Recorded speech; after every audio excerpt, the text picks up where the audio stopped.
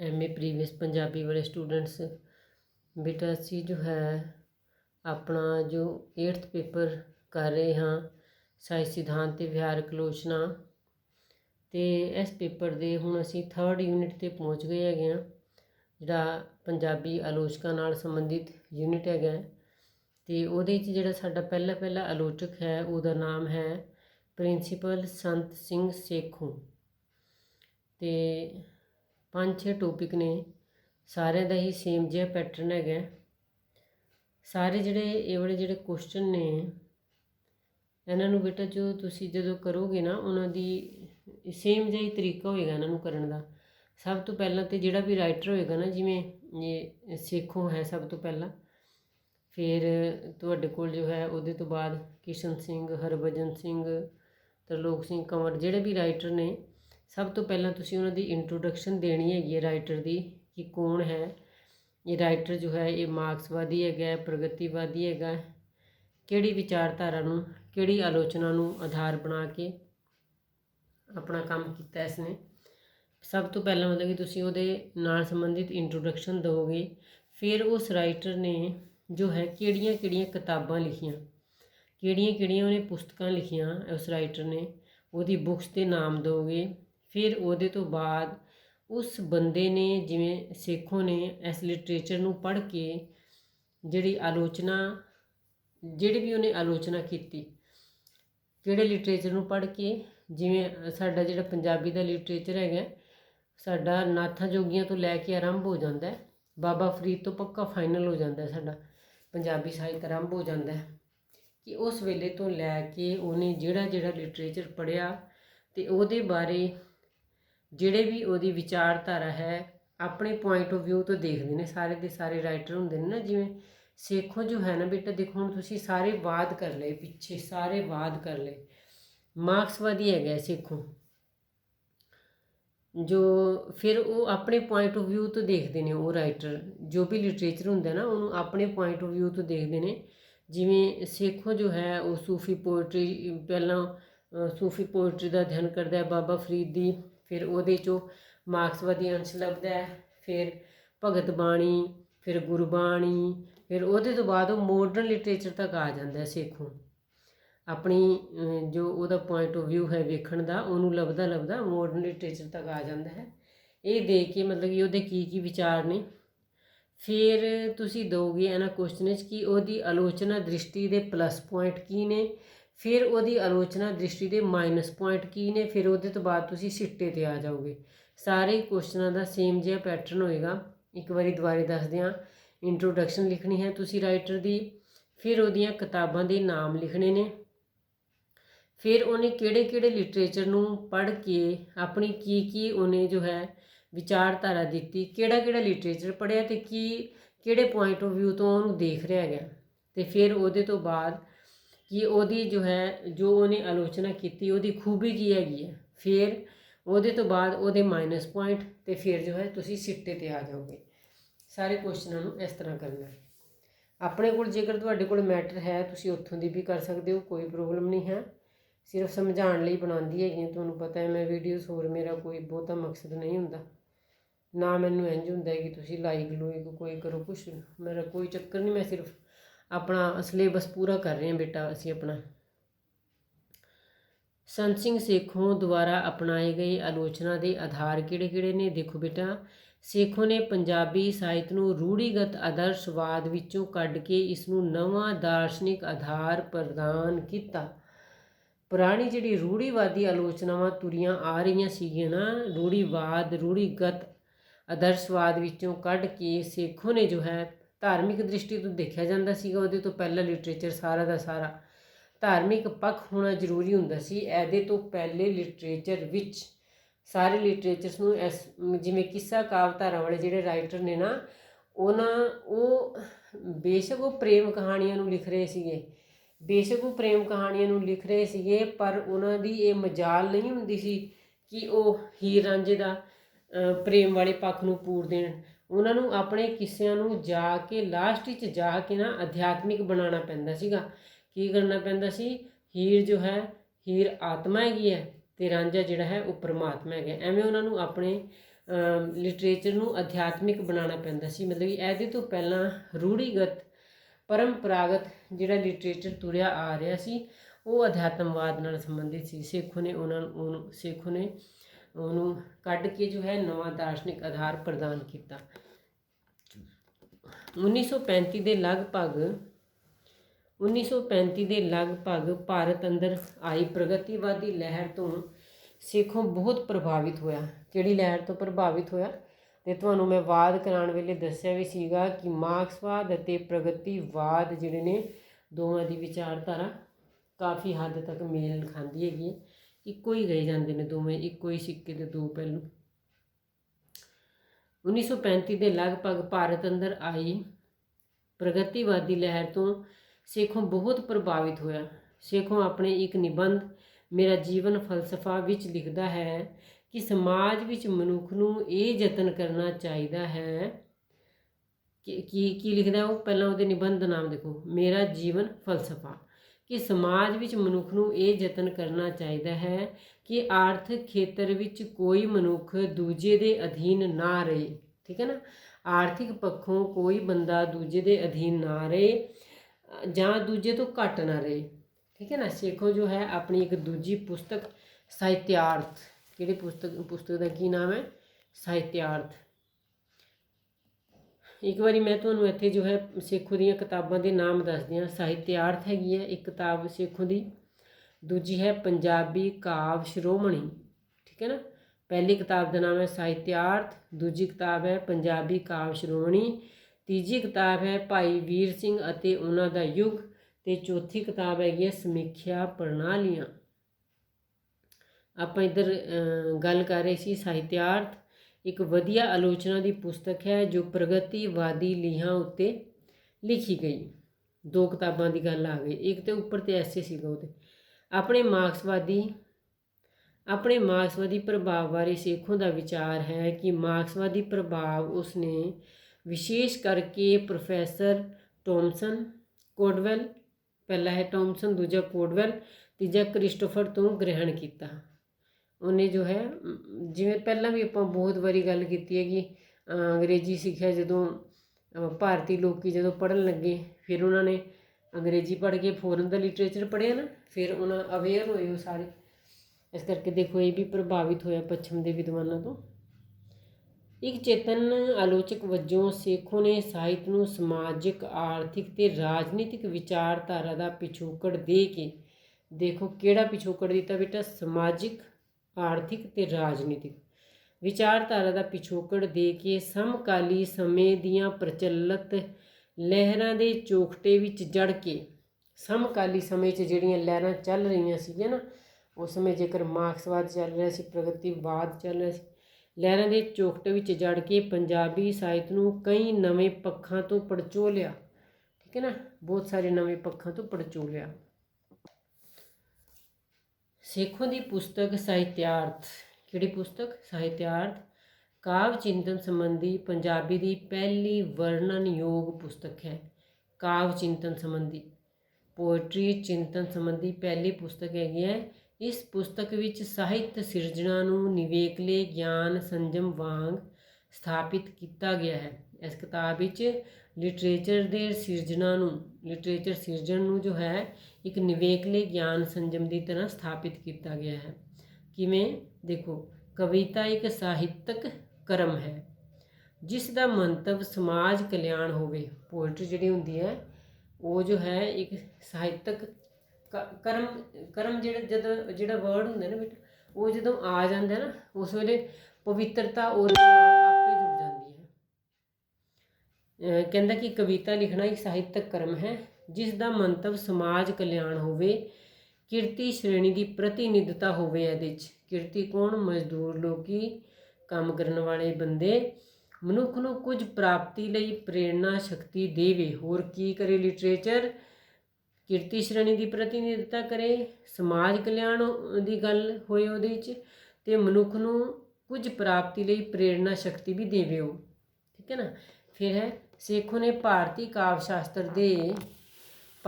ਸ਼ਾਸਤਰ ਦੀ ਜਦੋਂ ਅਸੀਂ ਗੱਲ ਕਰਦੇ ਹਾਂ ਨਾ ਬੇਟਾ, ਉਸ ਵੇਲੇ ਜੋ ਹੈ ਇੱਕਦਮ ਆਪਣਾ ਧਿਆਨ ਪਿਛਲੇ ਸਮੈਸਟਰ 'ਚ ਜਿਹੜਾ ਤੁਸੀਂ ਭਾਰਤੀ ਕਾਵਿ ਸ਼ਾਸਤਰ ਵਾਲਾ ਪੜ੍ਹਿਆ ਨਾ, ਯੂਨਿਟ 2 ਯੂਨਿਟ ਐਸੇ ਪੇਪਰ ਦਾ 3rd ਪੇਪਰ ਵਿੱਚ, ਤੇ ਉਹਦੇ 'ਤੇ ਲੈ ਕੇ ਜਾਇਆ ਕਰੋ ਜਦੋਂ ਕਾਵਿ ਸ਼ਾਸਤਰ, ਭਾਰਤੀ ਕਾਵਿ ਸ਼ਾਸਤਰ ਦੀ ਗੱਲ ਆ ਜਾਏ। ਸੇਖੋਂ ਨੇ ਭਾਰਤੀ ਕਾਵਿ ਸ਼ਾਸਤਰ ਦੇ ਛੰਦ, ਅਲੰਕਾਰ, ਰਸ, ਧੁਨੀ ਆਦਿ ਸਿਧਾਂਤਾਂ ਨੂੰ ਕਵਿਤਾ ਦੇ ਸੰਬੰਧ ਵਿੱਚ ਅਪਣਾਉਣ 'ਤੇ ਜ਼ੋਰ ਦਿੱਤਾ। ਕਿਹਦੇ ਸੰਬੰਧ ਵਿੱਚ? ਪੋਇਟਰੀ ਦੇ ਸੰਬੰਧ ਵਿੱਚ, ਕਿ ਪੋਇਟਰੀ 'ਚ ਛੰਦ, ਅਲੰਕਾਰ, ਰਸ, ਧੁਨੀ ਆਦਿ ਨੂੰ ਪੋਇਟਰੀ ਦੇ ਸੰਬੰਧ ਵਿੱਚ ਅਪਣਾਇਆ ਜਾਏ। ਸੇਖੋਂ ਕਵਿਤਾ ਦੀ ਰਚਨਾ ਪ੍ਰਕਿਰਿਆ ਨੂੰ ਰਾਜਨੀਤਿਕ ਕਾਰਨਾਂ ਨਾਲ ਜੋੜਦਾ ਹੈ। ਹੋਰ ਕੀ ਕਰਦਾ ਉਹ? ਕਵਿਤਾ ਦੀ ਰਚਨਾ ਪ੍ਰਕਿਰਿਆ ਨੂੰ ਰਾਜਨੀਤਿਕ ਕਾਰਨਾਂ ਨਾਲ ਜੋੜਦਾ ਹੈ। ਸੇਖੋਂ ਇਨਕਲਾਬੀ ਜਾਂ ਜੀਵਨ ਸੰਘਰਸ਼ ਦੀ ਕਸਵੱਟੀ ਨੂੰ ਅਧਿਐਨ ਦਾ ਵਿਸ਼ਾ ਬਣਾਉਂਦਾ ਹੈ। ਕੀ ਕਰਦਾ ਹੈ? ਇਨਕਲਾਬ ਜਾਂ ਜੀਵਨ ਸੰਘਰਸ਼ ਦੀ ਕਸਵੱਟੀ ਨੂੰ ਜੋ ਹੈ ਆਪਣੇ ਅਧਿਐਨ ਦਾ ਵਿਸ਼ਾ ਬਣਾਉਂਦਾ ਹੈ।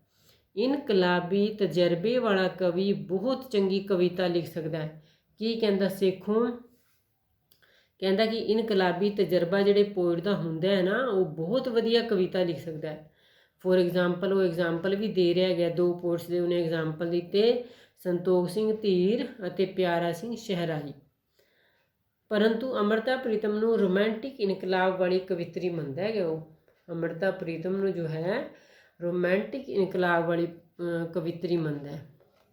ਫਿਰ ਉਹਦੀਆਂ ਕਿਤਾਬਾਂ ਦੇ ਵੈਸੇ ਆਪਾਂ ਨਾਮ ਇੱਕ ਵਾਰੀ ਓਰਲੀ ਕਰ ਵੀ ਲਏ, ਕਿਹੜੀਆਂ ਕਿਹੜੀਆਂ ਕਿਤਾਬਾਂ ਨੇ ਉਹਦੀਆਂ। ਪਹਿਲੀ ਉਹਦੀ ਕਿਤਾਬ ਹੈ ਪ੍ਰਸਿੱਧ ਪੰਜਾਬੀ ਕਵੀ, ਪੰਜਾਬੀ ਕਾਵਿ ਸ਼੍ਰੋਮਣੀ, ਭਾਈ ਵੀਰ ਸਿੰਘ ਤੇ ਉਹਨਾਂ ਦਾ ਯੁੱਗ, ਭਾਈ ਗੁਰਦਾਸ ਇੱਕ ਅਧਿਐਨ, ਤੇ ਹੀਰ ਵਾਰਿਸ ਜਿਹੜੀ ਹੈ ਉਹਦੀ ਸੰਪਾਦਿਤ ਪੁਸਤਕ ਹੈ। ਹੁਣ ਦੇਖੋ ਬੇਟਾ, ਪੰਜਾਬੀ ਕਾਵਿ ਸ਼੍ਰੋਮਣੀ, ਪੁਰਾਤਨ ਸਾਹਿਤ ਦਾ ਮੁਲਾਂਕਣ ਕੀਤਾ ਇਸ ਪੁਸਤਕ ਵਿੱਚ ਸੇਖੋਂ ਨੇ। ਕਿਹਦਾ? ਜਿਹੜਾ ਪੁਰਾਤਨ ਲਿਟਰੇਚਰ ਸੀਗਾ ਉਹਦਾ ਮੁਲਾਂਕਣ ਕੀਤਾ। ਸਿਧਾਂਤਕ ਆਲੋਚਨਾ ਦੀ ਥਾਂ ਜੋ ਹੈ ਵਿਹਾਰਕ ਆਲੋਚਨਾ ਦੀ ਪੁਸਤਕ ਹੈਗੀ ਹੈ। ਸਿਧਾਂਤਕ ਆਲੋਚਨਾ ਇਹਦੇ ਵਿੱਚ ਨਹੀਂ ਹੈ, ਸਗੋਂ ਇਹਦੇ 'ਚ ਜੋ ਹੈ ਉਹ ਵਿਹਾਰਕ ਆਲੋਚਨਾ ਹੈਗੀ ਹੈ। ਅਤੇ ਸੇਖੋਂ ਦਾ ਜਿਹੜਾ ਦ੍ਰਿਸ਼ਟੀਕੋਣ ਹੈ, ਸਿਧਾਂਤਕ ਆਲੋਚਨਾ ਦੀ ਥਾਂ ਵਿਹਾਰਕ ਆਲੋਚਨਾ ਦੀ ਪੁਸਤਕ ਹੈਗੀ ਹੈ ਸੇਖੋਂ ਦੀ। ਅਤੇ ਸੇਖੋਂ ਦਾ ਜਿਹੜਾ ਦ੍ਰਿਸ਼ਟੀਕੋਣ ਹੈ ਇੱਥੇ ਵੀ ਮਾਰਕਸਵਾਦੀ ਰਹਿੰਦਾ ਹੈਗਾ। ਸੇਖੋਂ ਕਿਉਂਕਿ ਮਾਰਕਸਵਾਦੀ ਆਲੋਚਨਾ ਪੱਧਤੀ ਦਾ ਫੋਲੋਵਰ ਹੈਗਾ, ਨੂੰ ਫੋਲੋ ਕਰਦਾ, ਅਤੇ ਇਸ ਲਈ ਉਹਦਾ ਜਿਹੜਾ ਦ੍ਰਿਸ਼ਟੀਕੋਣ ਹੈ ਉਹ ਮਾਰਕਸਵਾਦੀ ਹੈ। ਇਸ ਪੁਸਤਕ ਵਿੱਚ ਬਾਬਾ ਫਰੀਦ ਤੋਂ ਉਹ ਆਪਣੀ ਗੱਲ ਆਰੰਭ ਕਰਦਾ ਹੈ। ਕਿੱਥੇ ਤੋਂ ਗੱਲ ਆਰੰਭ ਕਰਦਾ? ਬਾਬਾ ਫਰੀਦ ਤੋਂ।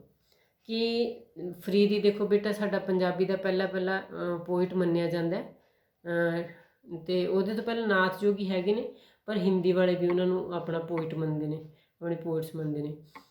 ਕੀ ਕਹਿੰਦਾ ਬਾਬਾ ਫਰੀਦ ਬਾਰੇ ਸੇਖੋਂ? ਕਹਿੰਦਾ ਫਰੀਦ ਸ਼ਾਹੀ ਖਾਨਦਾਨ ਵਿੱਚ ਪੈਦਾ ਹੋਇਆ ਅਤੇ ਉਸ ਦਾ ਰਿਸ਼ਤਾ ਜੋ ਹੈ ਜਮਾਤੀ ਸ਼੍ਰੇਣੀ ਨਾਲ ਰਿਹਾ। ਮਤਲਬ ਕਿ ਇੱਕ ਵਧੀਆ ਖਾਨਦਾਨ ਵਿੱਚ ਪੈਦਾ ਹੋਇਆ ਉਹ। ਫਕੀਰ ਬਣਨਾ ਤੇ ਉਹਦੀ ਨਿੱਜੀ ਰੁਚੀ ਸੀਗੀ। ਫਕੀਰ ਜੇਕਰ ਬਾਬਾ ਫਰੀਦ ਬਣਿਆ ਤੇ ਇਹ ਤੇ ਉਹਦੀ ਨਿੱਜੀ ਰੁਚੀ ਸੀਗੀ। ਅਤੇ ਕਿਧਰੇ ਵੀ ਫਰੀਦ ਜੋ ਹੈ, ਫਰੀਦ ਦੀ ਜਿਹੜੀ ਬਾਣੀ ਹੈਗੀ ਹੈ ਉਹ ਰਾਜ ਜਾਂ ਸਮਾਜ ਦੇ ਅਧਿਕਾਰੀਆਂ ਦੇ ਵਿਰੋਧ ਵਿੱਚ ਨਹੀਂ ਗੱਲ ਕਰਦੀ।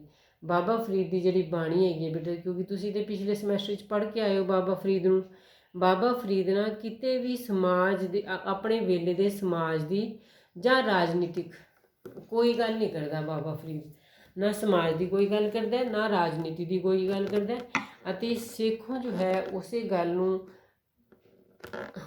ਨੂੰ ਦੀ ਪੈਰਵੀ ਕਰਦਾ ਕਿ ਸਾਨੂੰ ਸਮਾਜ ਦੀ ਗੱਲ ਕਰਨੀ ਚਾਹੀਦੀ ਹੈ ਆਪਣੇ ਲਿਟਰੇਚਰ, ਅਤੇ ਬਾਬਾ ਫਰੀਦ ਕਿਤੇ ਵੀ ਨਹੀਂ ਕਰਦਾ। ਅਤੇ ਉਸੇ ਗੱਲ ਨੂੰ ਆਧਾਰ ਬਣਾ ਕੇ ਫਰੀਦ ਦੀ ਬਾਣੀ ਨੂੰ ਜੋ ਹੈ ਭਾਂਜਵਾਦੀ ਮੰਨਦਾ ਹੈ ਫਿਰ ਸੇਖੋਂ।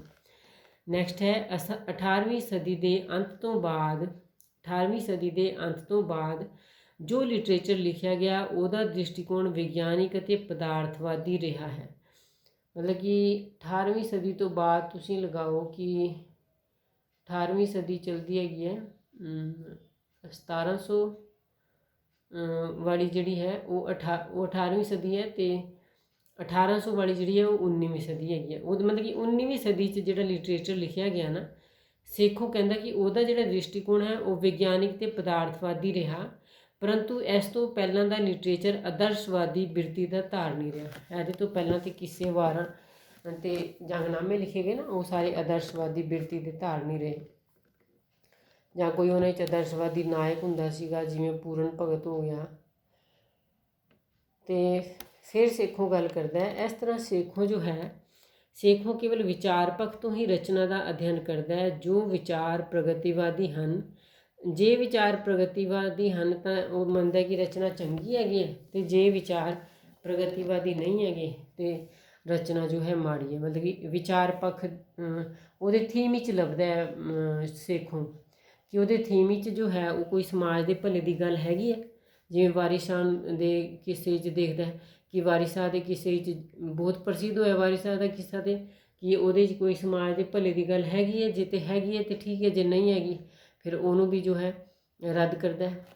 ਫਿਰ ਹੈ ਭਾਈ ਵੀਰ ਸਿੰਘ ਸੰਬੰਧੀ ਪ੍ਰਿੰਸੀਪਲ ਸੇਖੋਂ ਦਾ ਵਿਚਾਰ ਹੈ ਕਿ ਉਸ ਦਾ ਸਾਹਿਤ ਮਾਨਵਤਾਵਾਦ ਅਤੇ ਇਨਕਲਾਬ ਤੋਂ ਹੀਣਾ ਹੈ। ਦੇਖੋ ਭਾਈ ਵੀਰ ਸਿੰਘ ਦਾ ਜਿਹੜਾ ਵੀ ਲਿਟਰੇਚਰ ਹੈ ਉਹਦੇ ਵਿੱਚ ਜੋ ਹੈ ਮਾਨਵਤਾਵਾਦ ਅਤੇ ਇਨਕਲਾਬ ਜਿਹਾ ਕੁਛ ਵੀ ਨਹੀਂ ਲੱਭਦਾ, ਠੀਕ ਹੈ ਨਾ। ਜਿਸ ਚੀਜ਼ ਨੂੰ ਸੇਖੋਂ ਲੱਭ ਰਿਹਾ ਹੈ ਉਹ ਤਾਂ ਕੁਛ ਵੀ ਨਹੀਂ ਹੈ ਭਾਈ ਵੀਰ ਸਿੰਘ ਦੇ ਲਿਟਰੇਚਰ ਵਿੱਚ, ਕਿਉਂਕਿ ਭਾਈ ਵੀਰ ਸਿੰਘ ਦਾ ਲਿਟਰੇਚਰ ਸਮਕਾਲੀ ਸਮਾਜਿਕ ਆਰਥਿਕ ਸੰਦਰਭ ਵਿੱਚ ਹੀ ਪਰਖਿਆ ਜਾ ਸਕਦਾ ਹੈ। ਬਾਅਦ ਵਿੱਚ ਉਹਦੇ ਲਿਟਰੇਚਰ ਦੀ ਕੋਈ ਮਹੱਤਤਾ ਨਹੀਂ ਹੈ।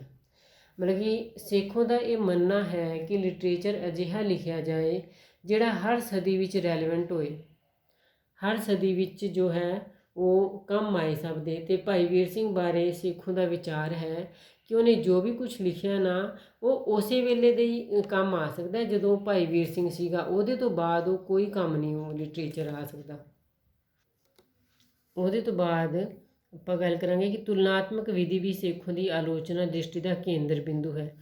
ਤੁਲਨਾ ਕਰਦਾ ਹੈਗਾ ਉਹ, ਜਿਵੇਂ ਕਿਵੇਂ ਤੁਲਨਾ ਕਰਦਾ, ਜਿਵੇਂ ਭਾਈ ਵੀਰ ਸਿੰਘ ਅਤੇ ਗੁਰਮਤ ਦਾ ਆਪਸੀ ਟਾਕਰਾ ਕਰਦਾ ਉਹ, ਠੀਕ ਹੈ ਨਾ। ਕਿਉਂਕਿ ਭਾਈ ਵੀਰ ਸਿੰਘ ਵੀ ਤਾਂ ਆਪਣੇ ਆਪ ਵਿੱਚ ਜੋ ਹੈ ਉਹਦੀ ਜਿਹੜੇ ਉਹਨੇ ਕਲਗੀਧਰ ਚਮਤਕਾਰ, ਗੁਰੂ ਨਾਨਕ ਚਮਤਕਾਰ ਆਦਿ ਲਿਖੇ, ਉਹਨਾਂ ਨੂੰ ਬੜੇ ਗੁਰਮਤ ਕਾਵਿ ਉਹਦੇ ਨਾਲ ਜੋੜਿਆ ਜਾਂਦਾ ਨਾ, ਕਿ ਗੁਰੂ ਸਾਹਿਬਾਨ ਨਾਲ ਸੰਬੰਧਿਤ, ਮਤਲਬ ਕਿ ਉਹਨਾਂ ਨੂੰ ਬੜੇ ਉਹਦੇ ਨਾਲ ਅਦਬ ਨਾਲ ਰੱਖਿਆ ਜਾਂਦਾ। ਇਸ ਲਈ ਉਹਨਾਂ ਦਾ ਦੋਵਾਂ ਦਾ ਆਪਸੀ ਟਾਕਰਾ ਕਰਦਾ। ਸੂਫੀ ਕਾਵਿ ਅੰਦਰ ਪ੍ਰੇਮ ਬਿੰਬ ਅਤੇ ਭਾਰਤੀ ਪ੍ਰੇਮ ਬਿੰਬ ਦੋਵਾਂ ਦਾ ਟਾਕਰਾ ਕਰਦਾ ਹੈ, ਕਿਉਂਕਿ ਸੂਫੀ ਪੋਇਟਰੀ 'ਚ ਵੀ ਜਿਹੜਾ ਪ੍ਰੇਮ ਹੈ ਉਹ ਰੱਬੀ ਪ੍ਰੇਮ ਹੈ, ਅਤੇ ਦੂਜਾ ਭਾਰਤੀ ਪ੍ਰੇਮ ਜੋ ਕਿੱਸਾ ਸਾਹਿਤ 'ਚ ਵੇਖਣ ਨੂੰ ਮਿਲਦਾ, ਉਹਨਾਂ ਦਾ ਆਪਸ ਵਿੱਚ ਟਾਕਰਾ ਕਰਦਾ। ਕੁਝ ਵਿਦਵਾਨ ਜੋ ਸੇਖੋਂ ਦੀ ਆਲੋਚਨਾ ਦ੍ਰਿਸ਼ਟੀ ਨੂੰ ਸਹੀ ਨਹੀਂ ਨਾ ਮੰਨਦੇ, ਮਤਲਬ ਕਿ ਦੇਖੋ ਸਾਰੇ ਬੰਦੇ ਤੇ ਸੇਖੋਂ ਦੇ ਨਾਲ ਨਹੀਂ ਨਾ ਹੋ ਸਕਦੇ। ਸੇਖੋਂ ਨੂੰ ਇਹ ਨਹੀਂ ਕਹਿ ਸਕਦੇ ਕਿ ਤੂੰ ਸਹੀ ਲਿਖ ਰਿਹਾ ਹੈਗਾ, ਅਤੇ ਜਿਹੜੇ ਉਹਦੇ ਨਾਲ ਨਹੀਂ ਖੜਦੇ, ਜਿਨ੍ਹਾਂ ਨੂੰ ਉਹਦਾ ਲਿਟਰੇਚਰ ਚੰਗਾ ਨਹੀਂ ਲੱਗਦਾ ਜਾਂ ਉਹਦਾ ਪੁਆਇੰਟ ਆਫ ਵਿਊ ਚੰਗਾ ਨਹੀਂ ਲੱਗਦਾ, ਉਹ ਕਿਹੜੇ ਨੇ? ਡਾਕਟਰ ਹਰਭਜਨ ਸਿੰਘ ਹੈਗਾ, ਪ੍ਰੋਫੈਸਰ ਕਸੇਲ ਹੈਗਾ, ਅਤੇ ਪ੍ਰੋਫੈਸਰ ਤੇਜਵੰਤ ਗਿੱਲ।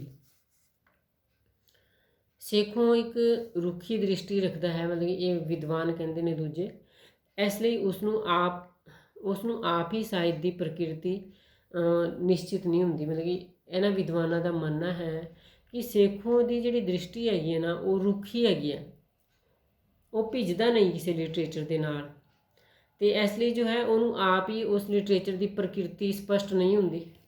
ਹੁਣ ਜੋ ਹੈ ਜਿਵੇਂ ਬਾਬਾ ਫਰੀਦ ਦਾ ਜਿਹੜਾ ਲਿਟਰੇਚਰ ਹੈਗਾ, ਬਾਬਾ ਫਰੀਦ ਨੇ ਜੋ ਵੀ ਕੁਛ ਲਿਖਿਆ ਉਹ ਤੇ ਇੱਕ ਭਗਤ ਬੰਦਾ ਸੀਗਾ, ਅਤੇ ਉਹਨੇ ਜੋ ਹੈ ਅਧਿਆਤਮਿਕ ਹੀ ਲਿਖਿਆ। ਰਾਜਨੀਤੀ ਅਤੇ ਸਮਾਜਿਕ ਜਿਹੜੇ ਗੱਲਾਂ ਨੇ ਉਹ ਉਹਦਾ ਲਿਖਣ ਦਾ ਕੋਈ ਮਕਸਦ ਸੀਗਾ ਵੀ ਨਹੀਂ, ਅਤੇ ਇਸ ਲਈ ਪਰ ਸੇਖੋਂ ਜੋ ਹੈ ਉਹਦੇ ਬਾਬਾ ਫਰੀਦ ਦੇ ਲਿਖੇ ਹੋਏ ਲਿਟਰੇਚਰ ਵਿੱਚੋਂ ਰਾਜਨੀਤੀ ਲੱਭਦਾ, ਸਮਾਜ ਦੀਆਂ ਗੱਲਾਂ ਲੱਭਦਾ। ਇਸੇ ਤਰ੍ਹਾਂ ਜੋ ਭਾਈ ਵੀਰ ਸਿੰਘ ਦਾ ਮੁੱਖ ਮਕਸਦ ਸੀਗਾ ਉਹ ਧਰਮ ਪ੍ਰਚਾਰ ਸੀਗਾ। ਉਹਦੇ ਅੰਡਰ ਕੀ ਮੰਨਦੇ ਆਪਾਂ ਉਹਨੂੰ, ਮਤਲਬ ਕਿ ਭਾਈ ਵੀਰ ਸਿੰਘ ਦਾ ਮੁੱਖ ਜਿਹੜਾ ਮਕਸਦ ਸੀ ਉਹ ਧਰਮ ਪ੍ਰਚਾਰ ਸੀਗਾ, ਅਤੇ ਉਹਦਾ ਵੀ ਕੋਈ ਅਜਿਹਾ ਮਕਸਦ ਨਹੀਂ ਸੀ ਕਿ ਉਹ ਉਸ ਵੇਲੇ ਦੇ ਸਮਾਜ ਦੀ ਕੋਈ ਗੱਲ ਕਰੇ, ਫਾਈਨਲ ਸੀ ਉਹਦਾ ਮਕਸਦ। ਅਤੇ ਇਨਕਲਾਬ ਪਸੰਦ ਦਾਇਰਿਆਂ ਵਿੱਚ ਘੁੰਮਦਾ ਸੇਖੋਂ ਇਨਕਲਾਬ ਨੂੰ ਹੀ ਕਾਵਿ ਸ਼ਾਸਤਰੀ ਮਿਆਰ ਮੰਨ ਲੈਂਦਾ ਹੈ। ਇਨਕਲਾਬੀ ਦਾਇਰਿਆਂ 'ਚ ਘੁੰਮਦਾ ਹੈ ਸੇਖੋਂ, ਅਤੇ ਉਹਨਾਂ ਇਨਕਲਾਬ ਨੂੰ ਹੀ ਕਾਵਿ ਸ਼ਾਸਤਰੀ ਮਿਆਰ ਮੰਨ ਲੈਂਦਾ ਕਿ ਪੋਇਟਰੀ ਨੂੰ ਜੋ ਹੈ ਐਸੇ ਮਿਆਰ ਦੇ ਉੱਤੇ, ਐਸੇ ਕਸਵੱਟੀ ਦੇ ਉੱਤੇ ਪਰਖਦਾ ਹੈਗਾ ਕਿ ਉਹਦੇ 'ਚ ਇਨਕਲਾਬ ਹੈ ਕਿ ਨਹੀਂ। ਉਸ ਕੋਲ ਉੱਤਮ ਅਤੇ ਪ੍ਰਭਾਵਸ਼ਾਲੀ ਕਵਿਤਾ ਦਾ ਕੋਈ ਸਪਸ਼ਟ ਮਾਡਲ ਨਹੀਂ। ਆਪ ਉਹਦੇ ਕੋਲ ਜੋ ਹੈ ਕਿ ਉਹ ਕਿਹੜੀ ਤਰ੍ਹਾਂ ਦੀ ਕਵਿਤਾ ਨੂੰ ਉੱਤਮ ਮੰਨਦਾ ਹੈ, ਕਿਹੜੀ ਤਰ੍ਹਾਂ ਦੀ ਕਵਿਤਾ ਨੂੰ ਸਪਸ਼ਟ ਮੰਨਦਾ ਹੈਗਾ, ਅਜਿਹਾ ਉਹਦੇ ਕੋਲ ਕੋਈ ਵੀ ਮਾਡਲ ਨਹੀਂ ਹੈ। ਪ੍ਰੋਫੈਸਰ ਕਸੇਲ ਉਹਦੇ ਬਾਰੇ ਕੀ ਲਿਖਦੇ ਨੇ ਸੇਖੋਂ ਬਾਰੇ। ਕਹਿੰਦੇ ਕਿ ਸੇਖੋਂ ਪੰਜਾਬੀ ਸਾਹਿਤ ਦੇ ਕਈ ਪੱਖਾਂ ਨੂੰ ਕੇਵਲ ਇੱਕ ਹੀ ਸਮਾਜਵਾਦੀ ਐਨਕ ਰਾਹੀਂ ਵੇਖਦਾ ਹੈ। ਸੇਖੋਂ ਜੋ ਹੈ ਪੰਜਾਬੀ ਸਾਹਿਤ ਦੇ ਬਹੁਤ ਸਾਰੇ ਪੱਖਾਂ ਨੂੰ ਇੱਕੋ ਹੀ ਐਨਕ ਨਾਲ ਵੇਖਦਾ ਹੈਗਾ। ਕਿਹੜੀ ਐਨਕ? ਇਨਕਲਾਬ ਵਾਲੀ। ਉਹ ਬੌਧਿਕ ਅਹੰਕਾਰ ਦਾ ਸ਼ਿਕਾਰ ਰਹਿੰਦਾ ਹੈਗਾ। ਕਿਹਦਾ ਸ਼ਿਕਾਰ ਰਹਿੰਦਾ? ਉਹ ਬੌਧਿਕ ਅਹੰਕਾਰ ਦਾ। ਫਿਰ ਲਾਸਟ 'ਚ ਦੇਖੋ ਇਹ ਨਾ ਬੇਟਾ, ਜਦੋਂ ਮੈਂ ਤੁਹਾਨੂੰ ਕਿਹਾ ਨਾ ਕਿ ਇਸ ਕੁਐਸਚਨ ਵਿੱਚ ਤੁਸੀਂ ਲਾਸਟ ਵਿੱਚ ਜਾ ਕੇ ਉਹਦੇ ਕੁਝ ਮਾਈਨਸ ਪੁਆਇੰਟ ਦੱਸਣੇ ਨੇ, ਇਹ ਤੁਹਾਡੇ ਉੱਥੇ ਕੰਮ ਆ ਜਾਣਗੀਆਂ ਇਹ ਗੱਲਾਂ ਕਿ ਉਹਦੇ ਮਾਈਨਸ ਪੁਆਇੰਟ ਨੇ ਸੇਖੋਂ ਦੇ। ਸੇਖੋਂ ਕੇਵਲ ਵਿਚਾਰ ਪੱਖ ਤੋਂ ਹੀ ਰਚਨਾ ਦਾ ਅਧਿਐਨ ਕਰਦਾ ਹੈ। ਜੇ ਵਿਚਾਰ ਪ੍ਰਗਤੀਵਾਦੀ ਹਨ ਤਾਂ ਰਚਨਾ ਨੂੰ ਚੰਗੀ ਮੰਨਦਾ, ਜੇ ਪ੍ਰਗਤੀਵਾਦੀ ਨਹੀਂ ਹਨ ਤੇ ਉਹ ਰਚਨਾ ਨੂੰ ਜੋ ਹੈ ਮਾੜੀ ਮੰਨਦਾ। ਪਰ ਸੇਖੋਂ ਦੀ ਜਿਹੜੀ ਪ੍ਰਾਪਤੀ ਹੈਗੀ ਹੈ ਉਹ ਇਹ ਹੈ ਕਿ ਸੇਖੋਂ ਦੀ ਆਮਦ ਨਾਲ ਹੀ ਮਾਰਕਸਵਾਦੀ ਪੰਜਾਬੀ ਆਲੋਚਨਾ ਦਾ ਆਰੰਭ ਹੁੰਦਾ। ਸੇਖੋਂ ਦੇ ਆਉਣ ਦੇ ਨਾਲ ਹੀ ਮਾਰਕਸਵਾਦੀ ਪੰਜਾਬੀ ਆਲੋਚਨਾ ਦਾ ਆਰੰਭ ਹੁੰਦਾ। ਠੀਕ ਹੈ ਬੇਟਾ, ਵੈਸੇ ਤਾਂ ਤੁਹਾਡੇ ਕੋਲ ਹੋਣਗੇ ਕੁਐਸਚਨ, ਪਰ ਉਮੀਦ ਹੈ ਕਿ ਸਮਝ ਆ ਗਿਆ ਹੋਵੇਗਾ ਤੁਹਾਨੂੰ। ਲਿਖ ਕੇ ਰੱਖਣਾ ਆਪਣੀ ਕਾਪੀਆਂ 'ਤੇ। ਓਕੇ ਬੇਟਾ, ਥੈਂਕ ਯੂ।